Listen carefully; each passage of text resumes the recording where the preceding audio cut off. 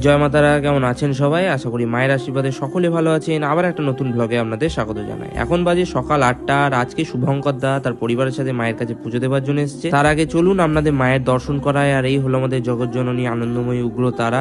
মায়ের ভালোভাবে দর্শন করুন, নিজেদের কামনা বাসনা মায়ের কাছে জানান। মায়ের কাছে এই প্রার্থনাই করি, মা সকলকে ভালো রাখুক, সুখে রাখুক, শান্তি রাখুক, সকলের মনস্কামনা পূর্ণ হোক। তারপর শুভঙ্কর দাদের পুজো হলো। আর এই হলো দাদা ও দিদি যারা আজকে পুজো দেওয়ার জন্য এসেছে। তো যেমনটা আপনারা দেখতে পাচ্ছেন, এখন বাজে সকাল 9টার ভক্তের সমাগম তেমন মন্দিরে নেই। মন্দিরে বেশ কয়েকটা যজ্ঞর আয়োজন করা হচ্ছে, সেই যজ্ঞগুলো এখন মন্দিরের মধ্যে হচ্ছে। আর এখন বাজে সন্ধে 6টা। আমি মন্দিরে এলাম, এসে দেখি মায়ের সন্ধ্যা আরতি শুরু হয়ে গিয়েছে। ভক্তরা বসে মায়ের সন্ধ্যা আরতি দেখছে। তারপর মায়ের সন্ধ্যা আরতি শেষ হলো এবং মাকে শীতল ভোগ নিবেদনের জন্য ভোগ নিয়ে যাওয়া হচ্ছে। আর আজকে সন্ধে উড়িষ্যা থেকে সুমিতদা আমার কাছে পুজো দেওয়ার জন্য এসেছিল তার পরিবারকে নিয়ে। তারপর দাদাদের পুজো হলো, দাদারা খুবই খুশি হয়েছে। আর মন্দিরের উপরে বিভিন্ন রকমের লাইট পড়া